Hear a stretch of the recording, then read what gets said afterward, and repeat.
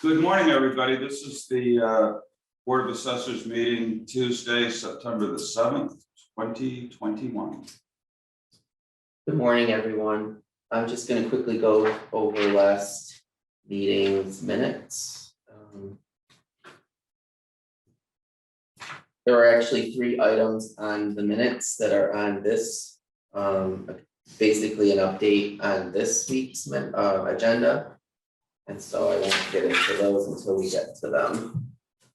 The first thing is, there is a letter, and it's not a requested letter. I actually went about it myself to have the board sign a letter accepting the utility values for fiscal 22 in anticipation that the Department of Revenue may require the letter. We needed it on our last reval, which was 5 years ago, and that's when the values were, our values were actually updated by an appraisal this time around. So I can almost guarantee that there will be a request for a document like that. So we're kind of jumping the gun a little bit, but it's good to have on hand anyway, even if they don't request it. For the 504 utilities that were valued by RRC appraisal company. So Michael, what does this reflect and change from previous years? It Approximately. big increases in the 504s because they're being valued locally instead of basically taking the value right from their form of list. The Department of Revenue is now requiring all communities to either do it in-house themselves, which is very difficult. This is just the second year that they're requiring this, or hire out an appraisal firm, which we did, at least for this year. We'll see what happens next year. And so the 3 valuations that we have, Berkshire Gas, Mass Electric, and NSTAR Eversource, will all be seeing a pretty substantial increase in their valuations. The tax amount is yet to be seen because we haven't gotten there yet, but the actual valuations could double. So like it's 14.6 million is the values that we signed. So Yep. they would have been 7 million, 8 million. Right, typically around 7.5. Yep. And this is a requirement in every single community in Massachusetts. We will see what happens when we submit. I actually PDF'd all the actual appraisals and have them ready just in case the Department of Revenue, because they're not actually copies of them this year because we're doing it in-house through an appraisal firm. The Department of Revenue is not seeing the evaluations because they're not required to send them to them anymore because they're the ones that have decided they don't want to be involved in the valuation side of the utility companies. So are we gonna have to increase our overlay because of this risk? We will, and that's probably a couple meetings down the road where there'll be a couple issues about the overlay that we're gonna have to address. The closer we get to setting the tax rate. Number 3, there's one update that came through. It's simply a renewal for the chapter land, a forest management plan for Chris Wilmers, who is taking over the chapters for Robert Wilmers. And so this is a 10-year renewal, nothing's changed, but we have to have that and 3 of these signed by the chairman. Okay. Is there anything else that we need to sign? No, You need to sign one page. yeah, this one right here. Back second page. And what I'll do is we don't have to change the lien at the registry because the acreage is staying the same. So there's no need to request a check from Chris for the renewal. It just goes into effect. If there was a change or they were pulling out acreage, we would have to get something from him, but So it's pretty good. So the lien is not under Robert's name? No, it is still under Roberts, actually. Because it's now going to Christopher. Good point. I'll have to check on the forest management manager on that one, if we do have to change the name. I didn't even think about that. Yeah, that's true. Number 4 is, and we've talked about this this is one of the items from our last meeting, the clause 41A tax deferral program. and increasing the statutory exemption amount. This is an update based on information that I received from the Department of Revenue follow-up, which is basically the lawyer of the day or the attorney of the day. And Ray Miara, our legal counsel, about what we actually were under the impression that we had to do, and what we actually have to do or don't have to do with the Class 41A tax deferral program. Both have verified that the program is already in existence in all Massachusetts communities. The only difference is, and you can see this if you go online to different communities, that their income threshold for the elderly, because this is for 65 years, any taxpayer that owns property and is domiciled here that is 65 years of age or older can apply to have their taxes deferred for any fiscal year until they sell the property or until they pass away. And I think initially we were under the impression that this was a statutory program that had to be voted in at town meeting. The only thing that gets changed at a town meeting, and it has to be, this has been verified, it has to be a town meeting vote, majority vote, is the actual income threshold and the interest rate. So if you do nothing, the actual income threshold is from the state 20,000. You have to be at 20,000 or below for the yearly income, which would be basically your Social Security that you receive if you're receiving Social Security at that age. If not, it would be any amount that you receive on a monthly basis for income purposes.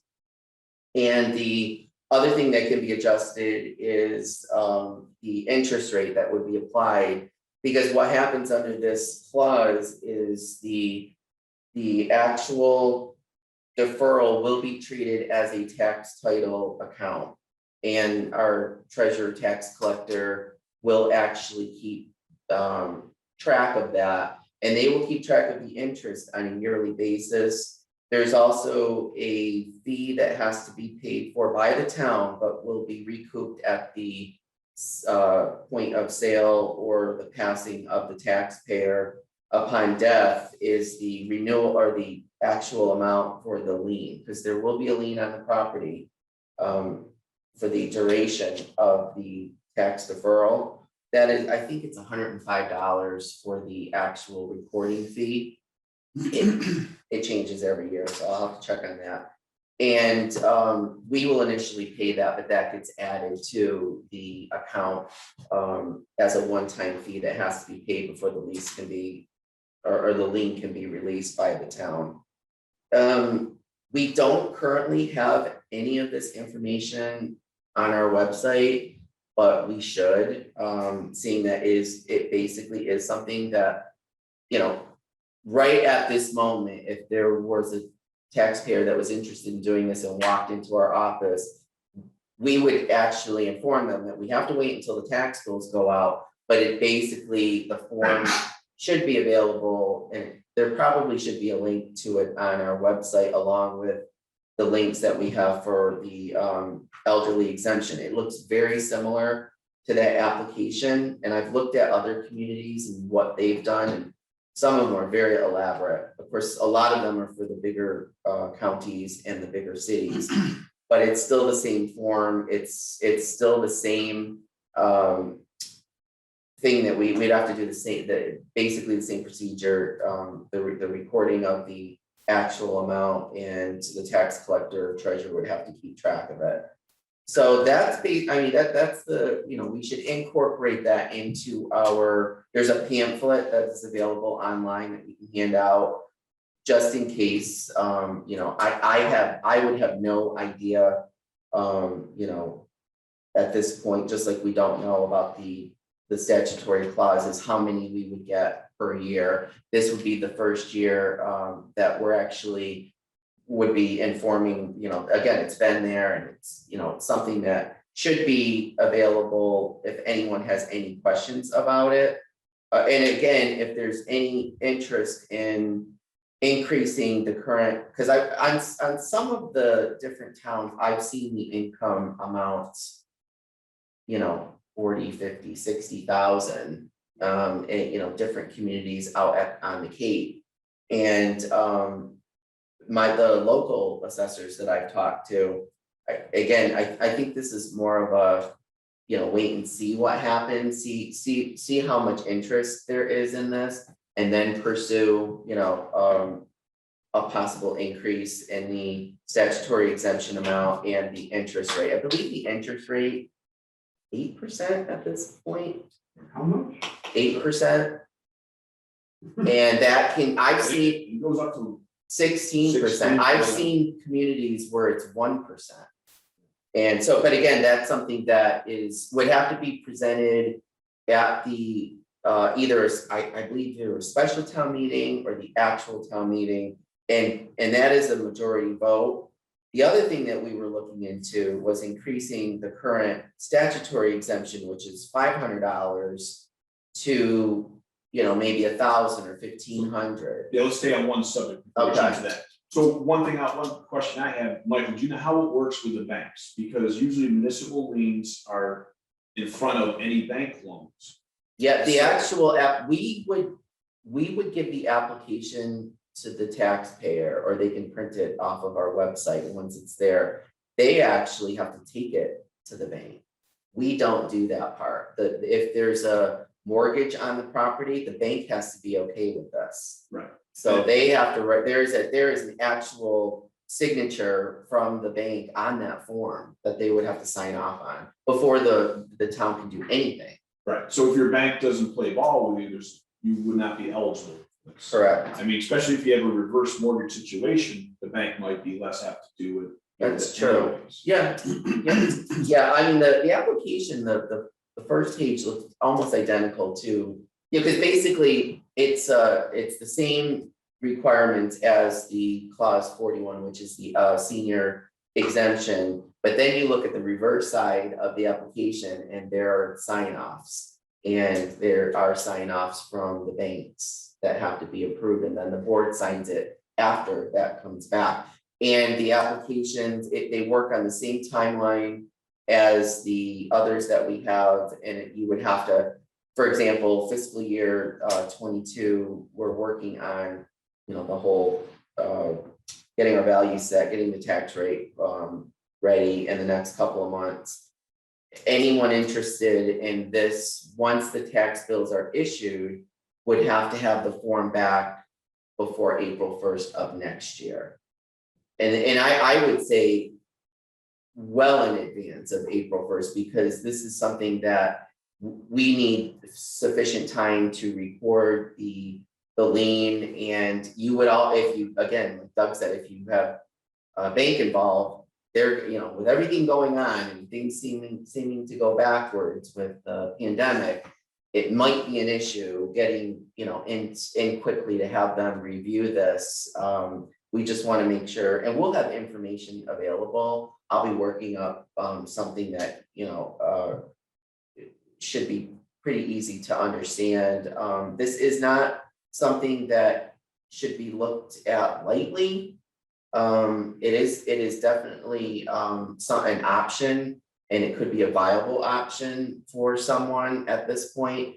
But at the same time, there will be a lien put on the property. So the town is not left 10, 20 years down the road or less trying to recoup the back taxes. It's very similar to the chapter programs that we have. If someone is getting a reduced rate on their land value because they're under an agriculture or forest management plan, they have a lien on their property as well, and they will pay the rollback tax once they decide to sell it or upon their death as well. Well, even Mike, even if there isn't a bank involved, the fact that you have a lien on your property is gonna curtail a lot of things you can do with it too. So, I mean, I think that has to be taken into consideration as well. And again, I think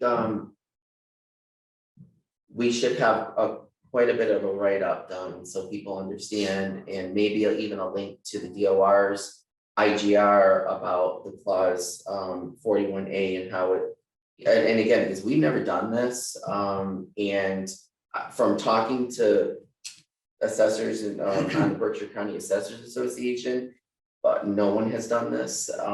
It's very rare, but it is an option, and we should have all of our facts lined up in case someone does want to do this. You say it's very rare, you know what towns have done it? Well, I just did there seems to be a lot of cities that have this. But again, and again, I don't mean have this, every community participates in this. It's just, I don't know, I haven't spoken to anybody that's actually gone through and has had someone long-term on a clause 41A. So do you know how the banks have regarded this in other towns? I don't. Any worth knowing? Yep. I haven't, and I'll look up as many of them as I can, just to be prepared when an application does come through. So, you know, okay, so Gary, what kinds of restrictions do people have, just so they know? Well, I mean, I don't really know for sure, but I would certainly think if you wanted to get a second mortgage, or if you wanted to get an equity loan, or if you wanted to, I don't know, perhaps transfer the property or any number of things, I think that has to be taken into consideration. But a second mortgage would only be payable after the town and the banks would pay off. Right. True, but I mean, I think people have to know that. Right, so a bank might be more apt not to approve a Right. loan, knowing that there's this open liability that they don't know the amount that's gonna grow each and every year. The banks might get upside down, Yeah, so they might not be apt to loan to somebody that has this. But that's up to the banks, that's. right. I mean, the banks might not want to give a second mortgage, or individuals may not. Well, in theory, let's say for easy math, somebody's taxes is $5,000 a year. After 10 years, there's $50,000 plus interest going to the town. And so a loan might get upside down real quick, and the bank has no control over it once they write the loan. Yeah, So, depending on how much you have equity in your house, you might run out of equity real quick. yeah. So, I don't know how the bank would process it. I mean, I talked to quite a few people in this office. I can run it by someone, some of the bankers that call, and, I even know someone personal that handles loans, and see, what, just for interest, to see, Right. what's involved, just so we can, I would hate to see someone get into this for the wrong reasons. I don't know how it would affect too when people go into nursing homes, because that, you could put a loan Yeah. prevention to it as well, because that liability. Yep, well, I'm gonna suggest, we're trying to come up with ideas for our subject matter for our upcoming meetings, for the local meetings that we have with all the assessors gathered. We're working on our fall meeting now. And I threw this out there already as a discussion to see what other towns are doing, whether or not they accept the subject, because seems like the utility values are the ones everybody wants to talk about. But it would be interesting to float that idea maybe at a roundtable meeting, just to see what other assessors offices and towns have done. And again, I mean, if those questions, if we're handing out the applications, there are gonna be questions, and I wanna make sure that I direct people in the right direction on something like this. To Doug's point about nursing homes, my understanding is if somebody ends up owing Mass Health, the estate has to pay off Mass Health before any other person in the estate gets any inheritance. Is Mass Health, would they be ahead of the town in terms of liabilities? The town always comes first, I think. Mass Health is a government entity. That's true, It's a that's little- true. It could be, I'm not sure who gets the race first. Again, these are all Yeah, like things that I'm not an expert on, but I mean, I would hate to refer someone and say, oh, well, you need to talk to your attorney about that. I mean, this is something that most likely it would be someone who really needs help and, again, because I have seen a few people get into reverse mortgages and, ooh, it's not good. I mean, it can be, but the ones that I've talked to, and one of which is in Stockbridge, it didn't go well. So I mean, I just would I want to make sure that if we're here to help, we give them the correct information and guide them the way that they should be, and they have all the information that they can possibly get before they make that decision. But at the same time, want to also express the fact that it is an option if you are at this point having difficulty paying your real estate bill. The other part of this is we had talked about possibly increasing the current statutory exemption for the clause 41D, which is the elderly exemptions that we offer through the Department of Revenue and State. It's a statutory exemption, which means we get a partial amount back to us when the cherry sheets are issued. Partial or full? It's not a full amount. It's still partial. And it depends on how many you get per year. So I looked that up as well. And ours pretty much stays the same. In the last 20 plus years, we've lost a few, we've picked up a few. But we never have a huge amount because there is a process that you have to qualify for all of these exemptions. And we had talked about possibly increasing the 500 to 1,000 or 1,500. And according to Ray Miara's office, the maximum amount that we are legally allowed to go up to is 1,000. And the $500 difference from the statutory exemption allowed would also have to be voted at a town meeting with a majority vote.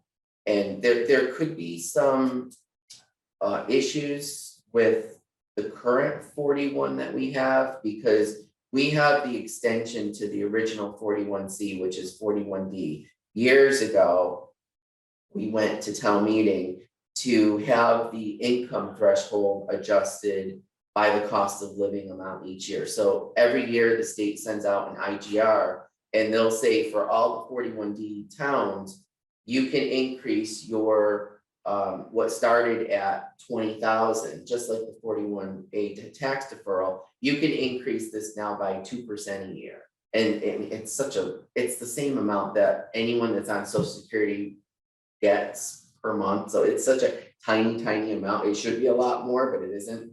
And so we do a calculation and that amount gets adjusted. So what that does is it helps those that want to apply, but they may be over on their income amount. It doesn't affect the equity, just the income.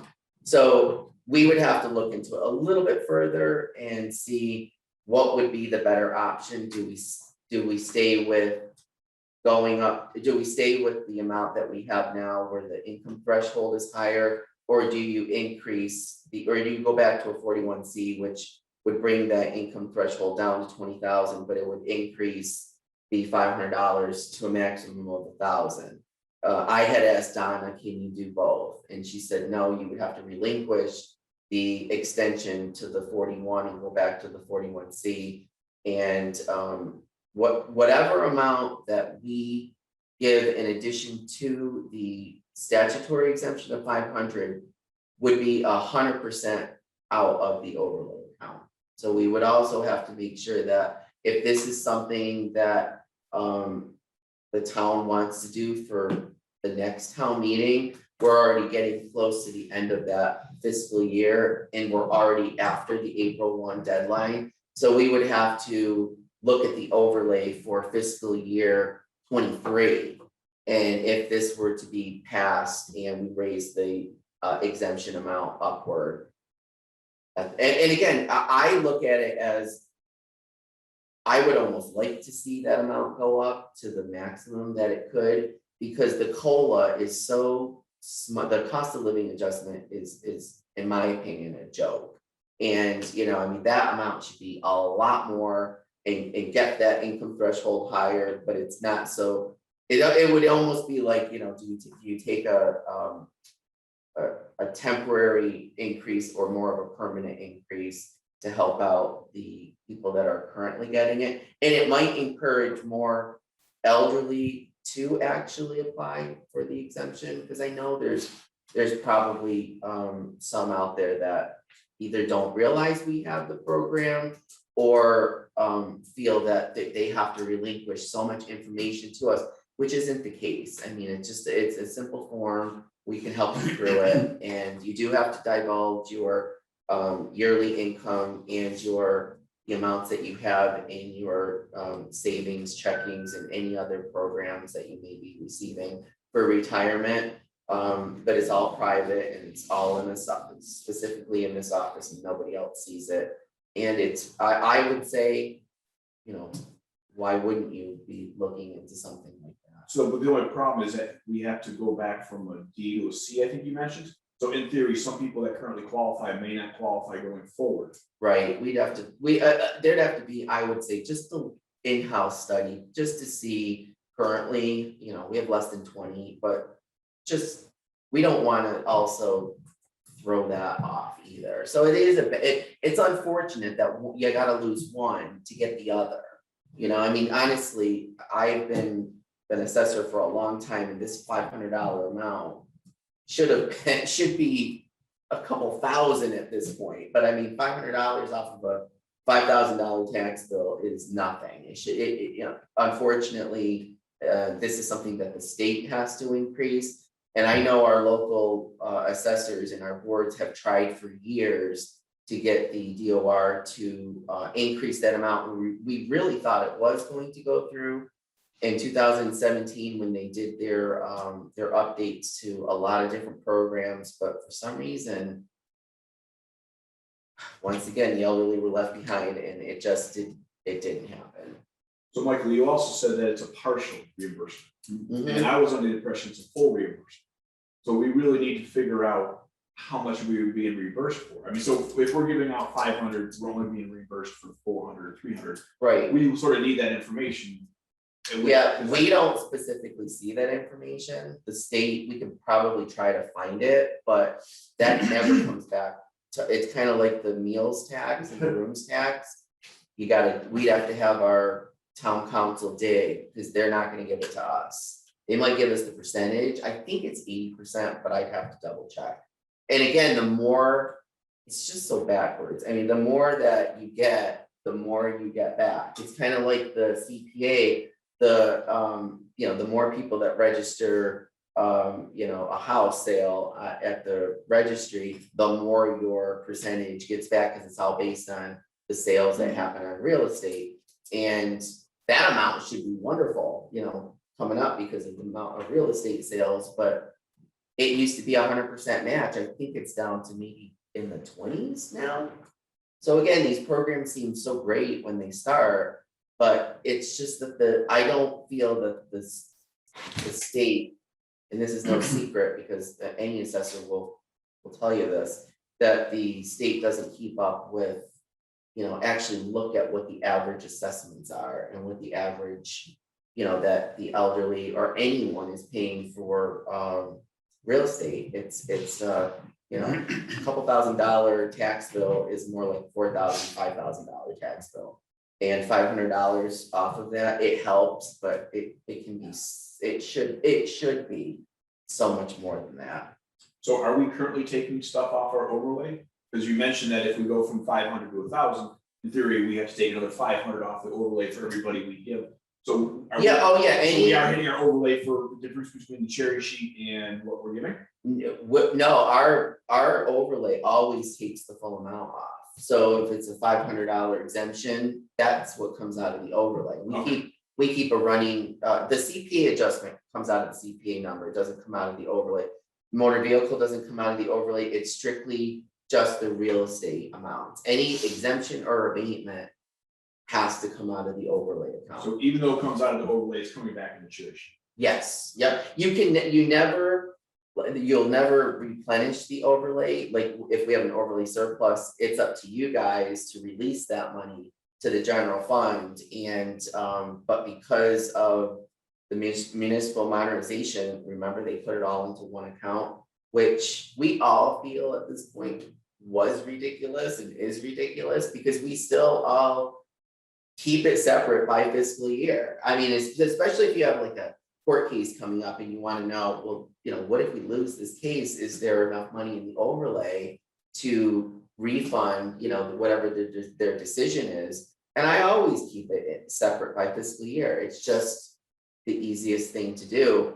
We haven't handed over overlay money or released overlay money in a few years. So what we should do is when we get close to setting the tax rate and we need that overlay amount, we should look into all of those things. And again, the increase in the statutory exemption shouldn't be something that we have to look at for this one, but the following fiscal year, you know, there's no way around it. We're gonna have to increase that overlay. I mean, because you have the potential of the 504 utility values, companies filing for, yeah, there could be some big filers that we want to make sure that we take what we previously had assessed for these utilities and what we currently have assessed, take the difference and add that to the overlay. But we can discuss all that in a few weeks when we have a better idea what our timeline is for everything. Any other questions about that? Patrick, do you have anything?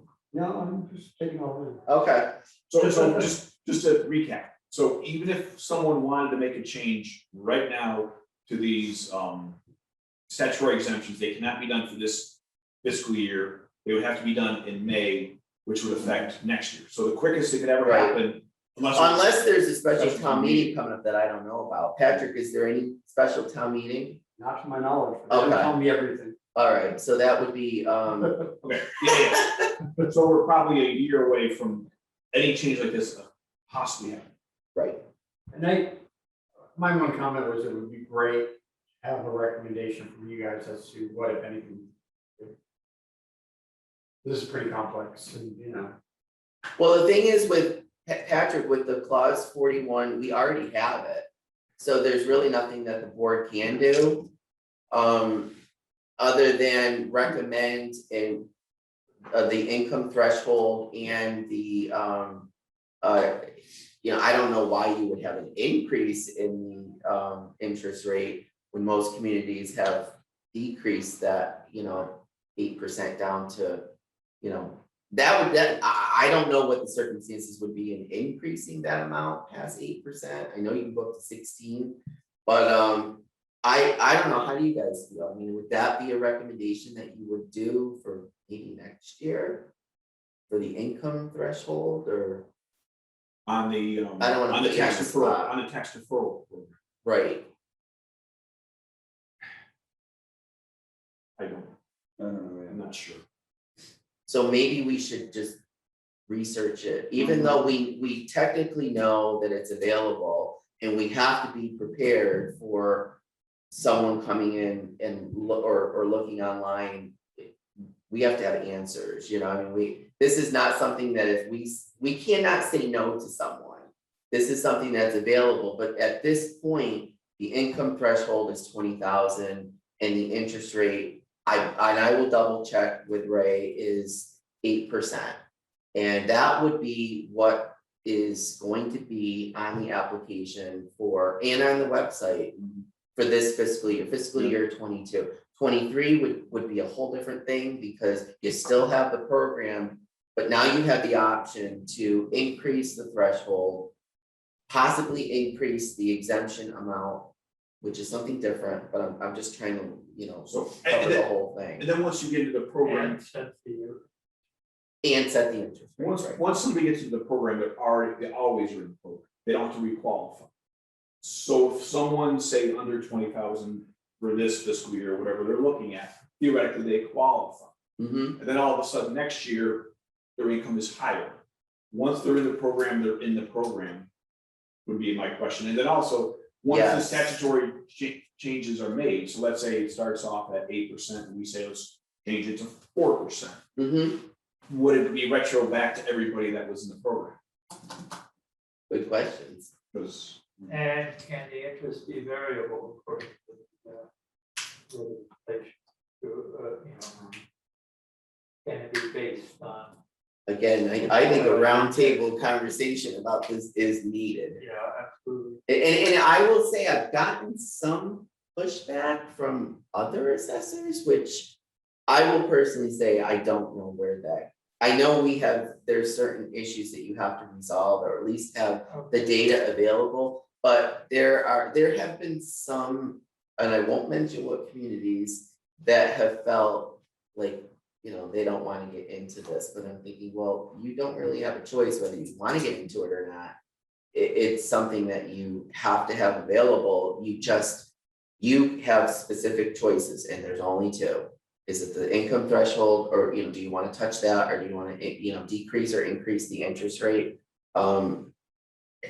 I still think there are some assessors who feel that this program is supposed to be voted in and they need to speak to their town council and they'll realize, or send an email to the Department of Revenue. You won't get a response for maybe 2 weeks, but they will respond to you eventually. And they will specifically say, Ron, you have it. It's there. I mean, the thing is, going back to like, if we make changes, I don't think we're knowledgeable enough to make any changes. And that's why I would not. Yeah, we need more, a Yeah. little bit more time for next year.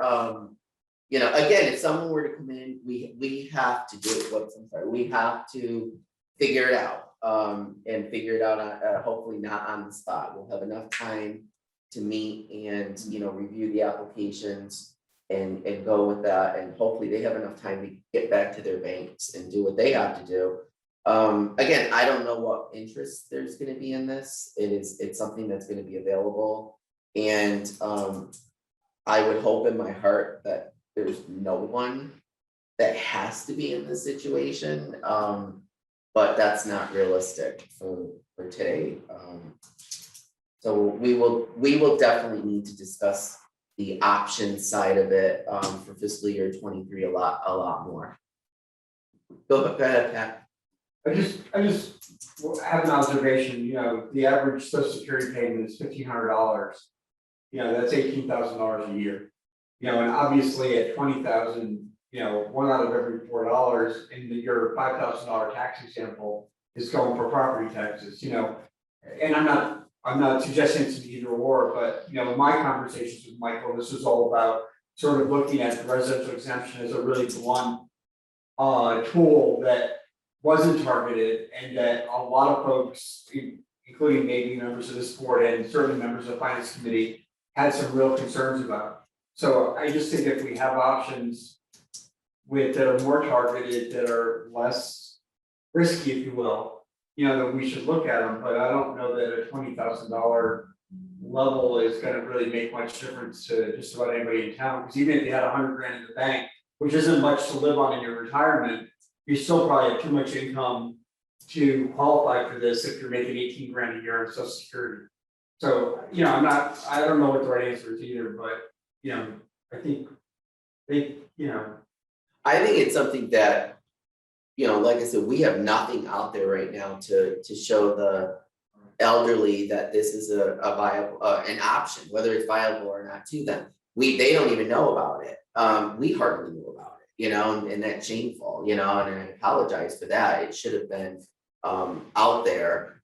And I will say I was a little taken back when I saw some of the websites that were available and they were describing the 441A and I kept thinking, wow, they must have gone to town meeting and had this approved. And then when you come to the realization that you already have this, but you need to figure out a way of implementing it. So it is available. We just have to have more of a discussion on raising that threshold. And then also the interest rate, that has to be, you know, I mean, and again, I was so confused when I was looking at the different websites because I'm like, how is this income? It says 20,000, but theirs is 50. It says 8 for their interest rate, but theirs is 1 or 2. So obviously they've spent a lot of time trying to, get it to a point where they're comfortable presenting this. We just have to make sure that we have this available if someone, again, you don't have to do anything because it's there. But there has to be more of a focus next year before the town meeting where we want these two items to be. So question, is there anybody else on Zoom? No. There's nobody else on Zoom? No, No. Okay, I just wanna make sure that we're recognizing Patrick. I know, Ignoring everybody else on Zoom, so. Oh, no. I didn't So see since there's- anybody. So since there's nobody else on Zoom, but also we gotta be careful too when you're recognizing Patrick, that You're people so might not good be, at this, Doug. 'cause people I'm may not not. be able to hear Patrick. But it's also like every time we hit a bullet, I you know. almost gotta go, we have to. No, I'm going. No, you're fine, all I'm saying is that You don't have to leave. we just gotta be careful that when we're not following the agenda, because we gotta almost ask for comment on every Right. subject we're touching. And then we have to make sure everybody in Zoom has the ability to communicate, and everybody gets to hear Patrick. we'll see him up in the box. Okay. No, I just I want to can my barely see presentation, that, and but- I honestly don't have any preset opinions on where these numbers should be, I just, I was giving more context, so. I think we're done, right? Yeah, we still we're not kicking you out, I'm just saying we gotta be careful not to break our rules. I know, bypass. So Thank it's- you. And Mike, before we leave I the never know. subject, I think that, we might have to, I don't know, but we might have to have people reapply every year, because I mean, if their income goes I up, think they do. I actually. think that has to happen every year. Yep. Sure.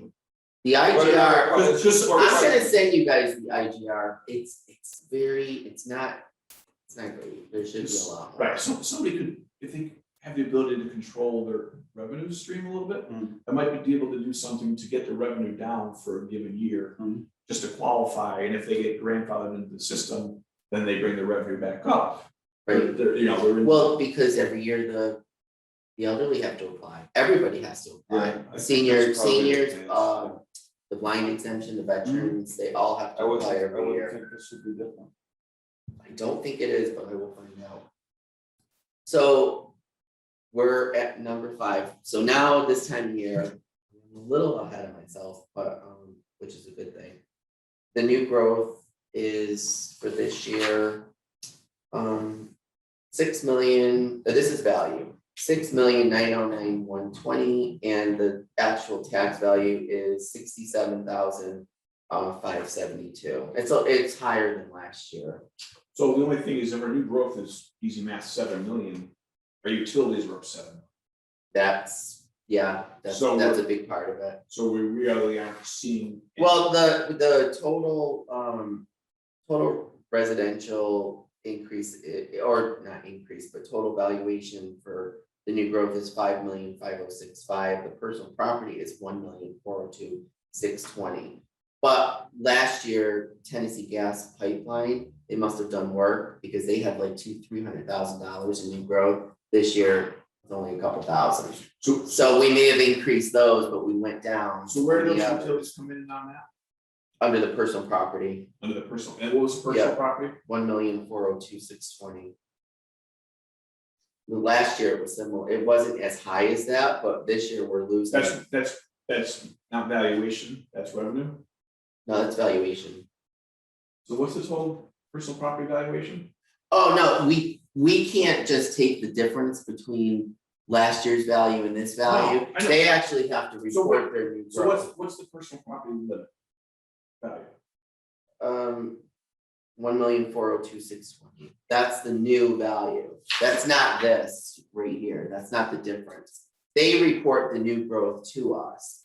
It's not the difference in the valuation. So if, for example, the Mass Electric is 12 million in value and it was 7 million last year, it's not 5 million in new growth. New growth is just the new items that they put in for calendar year 20.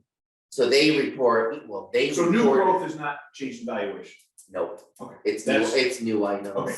Yep, same thing with the you could take the change in valuation for the residential, but typically it's okay, someone put up a new house. You don't include the land value, you don't include the construction value. you have to back out the land value. That's very similar to last year. I mean, 67,000 is not a bad number. You know, typically we have around 50,000. So anything higher is a good thing. But honestly, because of the way our levy structure works, this number could probably be 0 and we'd still be okay. Because we're not running that close to our tax levy. This is just, it's not approved yet. I just submitted things on Friday and I'm terrified of getting from the state. I mean, I'm always terrified when DOR calls, but hopefully it'll go smooth. Which brings us to number 6. The sales have been submitted, the LA4, which is just the breakdown of the values, LA13, which is this, and the LA15, which is our ratio study. The state has all of that, so we're a week, last year we submitted on September 11th. So we're a week ahead of ourselves and they're working from home. So it might take a little bit before I hear back from them. And I'm only here 3 days next week.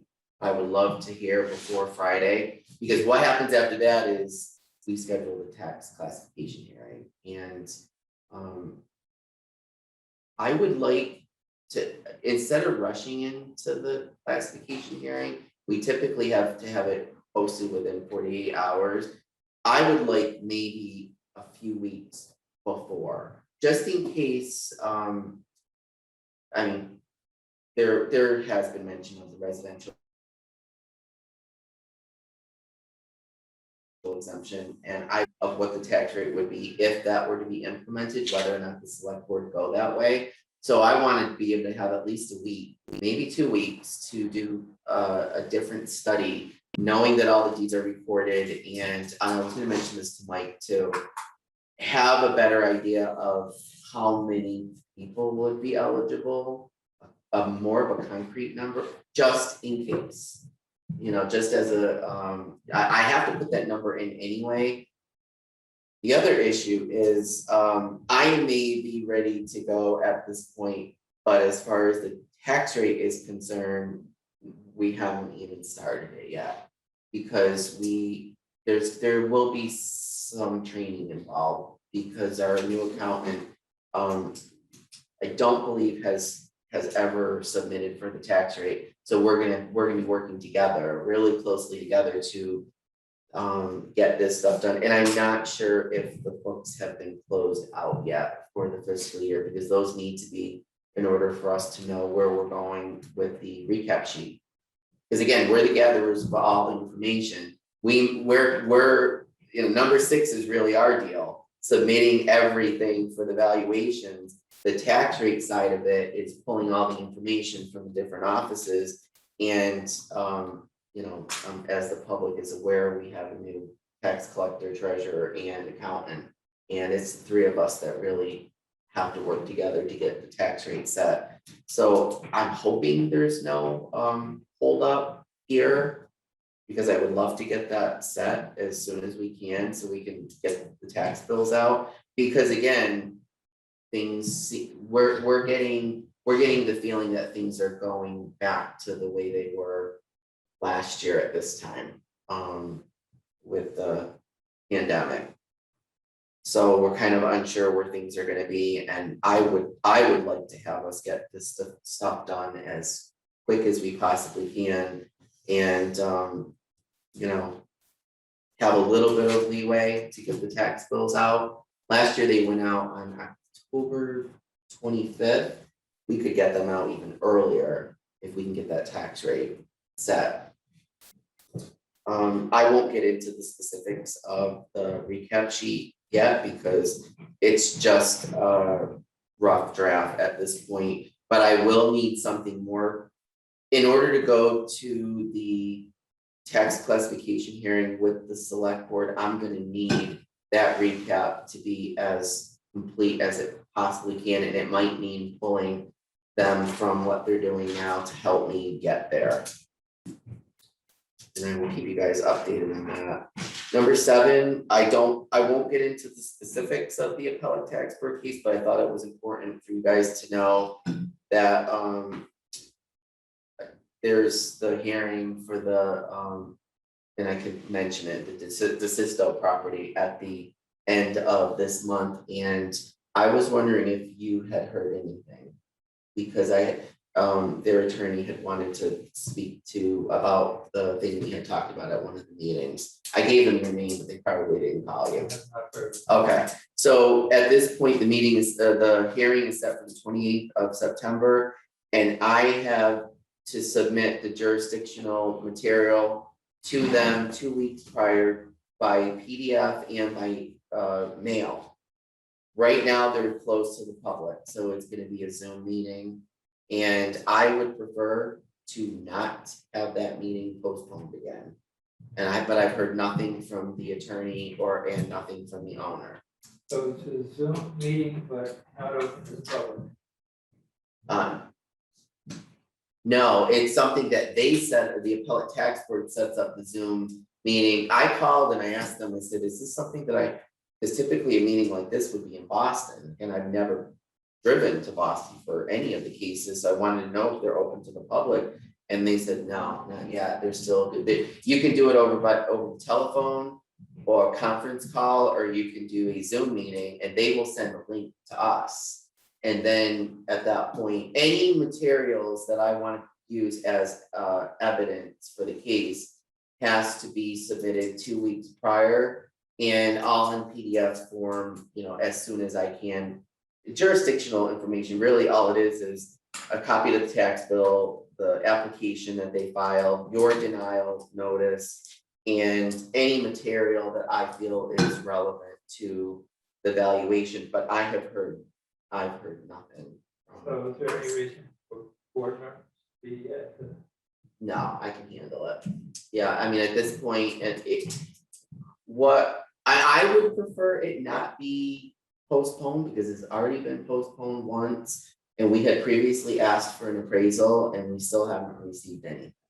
So I would prefer that, because what's gonna happen is if it gets postponed again, it could be postponed to the winter. And, I think we've given enough time. I think we met with him in May or June, and still haven't heard anything.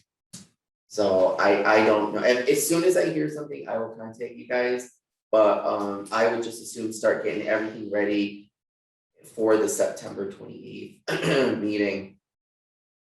I mean, if you want to, I can send you the link, if you wanted to listen in, but I'm gonna take more of a strategy of,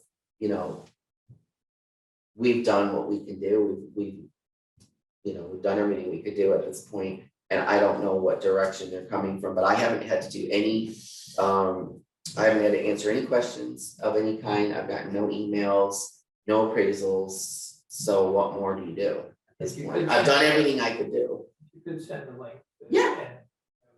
Yeah, as soon as I get it. And again, this is a first for me, because I don't know how they handle, I've never ever dealt with the appellate tax board over a Zoom meeting, or even a hearing over the telephone. Okay.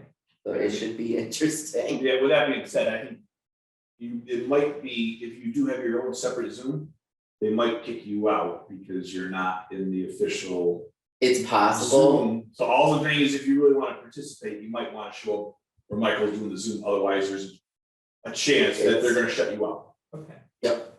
I'll inform, as soon as I submit this, I'm sure I'm gonna get, but it feels like they've got a huge backlog, and at this point, I don't even know, it could be years before, if this gets postponed again. Just strange that we haven't heard anything, but I've done as much as I could do at this point with this particular case. Yeah. And that's the only one that I have pending at the moment. I didn't get any more yet. And that's it, Tom. If there's any update that you want to provide. Yeah, well, the pilot committee meeting will be this Friday at 4 o'clock, Friday the 10th. And for those who are listening, the members of the committee are myself, Gary Pitney here, and Jay Bykowski. Attending for the Board of Selectmen will be Roxanne McCaffrey. And also Mike Canals is going to be attending, and he is showed a real interest in it. And I think it's great to have our town administrator involved. Me And too. Mike knows about the issues because they explored a pilot program in North Adams when he was working up there. So he's very familiar with the Oh, that's Boston great. model, and since the Board of Selectmen are gonna have to be implementing the pilot program once it's prepared, I think it's really good that you'll be joining us.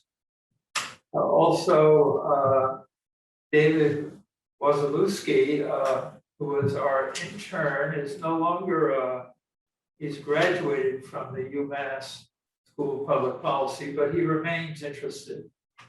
So we'll need to determine at the meeting if we can, we have the funding to continue with his modest payment, we'll need to discuss that as well. Also, Peter Strauss has expressed interest in joining the committee. And I think we felt that it's a good addition, but we would need to formally ask the Board of Selectmen to appoint him at that meeting. And Mike has suggested that we might want to have a 7-person committee, which would allow 2 people to meet with various nonprofits and still be within the open meeting law. So that's another thing that. Would that be 2 property owners or 2 members Oh, from other actually, no, I boards? think he said it needs to be 5, not 7. I think that. Okay, But if it's 5 people, then 2 of us might be able to meet with one of the not-for-profit entities to Okay. discuss options, what they might, what have you. So that's the quick summary. Any questions on that? No. So again, so there was a little back and forth about whether this needed to be a official committee or whether it could just be a working group. And not be subject to open meeting law, but there was Mike was fairly definite that this is an official group and we should stick with that. Which reminds me, do I need to get in touch with CTSB? I think so. Yeah, Steve would have to, unless the town is hosting it, I'm not sure. Because I Well, know they still, in order to record it, yeah, you would have to. So as an open meeting, we have to, And you're gonna be posting an agenda as well. I'm posting that today. Okay, I talked with Roxanne. Posting that this afternoon. I'll also contact Steve at CTSB. So I think just on our agenda going forward, I think we should decide how we're gonna handle public input. right, I had mentioned it to Gary before, because we had talked about it. And I wasn't sure, I thought, oh no, here we are again. So I think I think, we have to I think the last agenda item should be any questions or any comments from the public. But Okay. the thing is, we have to make a determination. Well, we can also limit it, but it's also, is it a comment or is it a question? So do we have to respond? Or do we have to take the comment into our discussion for the next meeting? So, because if it is a whole question thing, you could get dragged into some long Mhm. discussion or might get into stuff that should be better held in executive. Especially with the fiscal year tax bills coming up, so that could be a big. well, yeah, I mean, I think if it's something like that, I mean, you could either invite them in, Right, or. we I mean, could- something where. We could take each item and say, is there any questions or comments? If not, then I mean, we we'll should- ask we again should- at the end of the meeting. we should be discussing some. It's hard to go back and forth though, if we wait till the end and then you go back and try to. Well, but that's the thing is the meeting could drag on too. And the thing is, there's a difference between question and a difference between comment. And so you might want to just hold it to comments So that you don't have to get into this give and take and, I don't see how we do that though. If somebody has a question, they have a question. but we will take that new advisement and circle back at our next regular meeting. So you want me to put at the very end, usually after the tax exempt pilot program, any comments? Well, we have to decide how we're gonna handle it. Do we wanna handle it on a bullet by bullet basis? Or do we wanna just do it at the end? Because, you might get dragged into, And you could get a lot more, people zooming in, especially if we go back Well, on to planning board, we just actually Zoom. do it both ways. Oh, so you'll have an agenda item, but then you'll discuss it right but after. the only thing is that that's a little bit different on the planning board because you guys are really making determinations that does need a lot more public input. I mean, there's not a lot of public input because we haven't voted on anything today. So, like, we're not making motions and, so I just don't know, I think it's more important in the planning board to take specific comments on specific items versus. I would say that if it were a taxpayer that wanted to talk about their assessment, that's something that they would have to come in and privately do. There's no way we can do that, or should be doing that on a Zoom meeting. In answer to Doug's question, I have a suggestion. Oh, I think that I would say comments and questions, just to say comments is, people will have questions.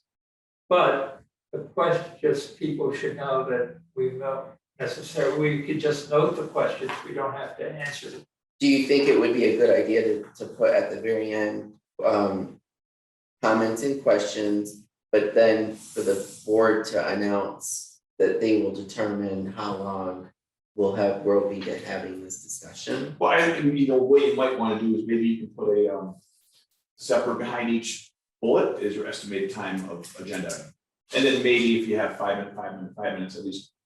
So my other point would be that in terms of each item on the agenda, I would say if you have any clarifying questions. Does it actually have to be in the agenda though? You can just say it. No, we could just say that, as we proceed, general questions we'll save to the end. Clarifying questions on the bulleted items, we'll take them, but. So that's something that we, instead of putting it in the agenda, you just announce, like Gary could announce it at the beginning I don't know, what of do each you think, meeting? Gary? Well, I don't know, I get so confused It's, honestly on how to handle this. I think, I don't know how. In detail we wanna be, we can chip and over our own feet. I say let's just see how it plays out.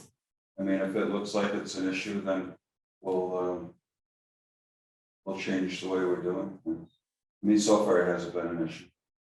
So let's just try to, we can see who's up there.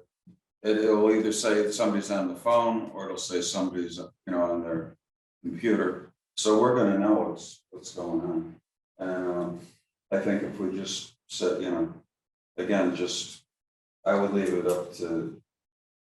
I have no problem with saying questions or comments after each one or at the end. It makes no difference to me. Right, okay, As long as we have them. yes, The only thing I will say, I guess, is that as far as time goes, if somebody's tuning in for a specific thing, I'm not sure they may want to or could wait till we're done. oh, that's true. But there's nothing saying that we can't defer to the next meeting too. Right. So I don't think I answered any question, I just. So more just to reiterate, possibilities. I'm kind of thinking that.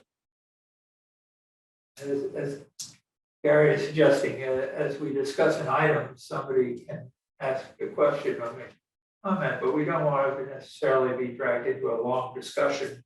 No, we have. Yeah, I guess we could determine if that means, coming back the next time we meet, or is it something that is better left to Mike and them to come in and discuss with us, Okay. Yep, and again, a lot of this could change within the next month or Oh, for two, sure. as Yeah. far as Everything is fluid. things that are happening, because we just keep hearing bad news Yeah. at this point. And the selectmen need to figure out how they want to handle these meetings. You know, it is my understanding that these Zoom meetings and these Zoom recordings are required to be kept and maintained until the minutes are formed. Once the minutes are formulated and available, the Zoom meeting video actually can disappear. Mhm. There is no I think, rule. yeah, that's true. So I mean, the selectmen sort of have to give a little direction on how they want all of the board meetings to be held. And you know, what gets preserved and what gets, you know, deleted. Well, again, the after the- Zoom meetings are a discretionary thing anyway, so. Yeah, but I mean, so the Zoom meeting, you know, you're gonna delete it right after the minutes are available, you're gonna keep them for a month or 6 months or a year. I mean, I just think it would be nice to have some direction from how the town should be handling all of this stuff. Yeah, I've been a Versus- little confused on. Yeah, versus The whole us putting thing. our neck out and getting in trouble. Okay, All then. right, motion to adjourn. Second. All those in favor? Aye. Aye. Thank you, Steve. Thanks, Dave.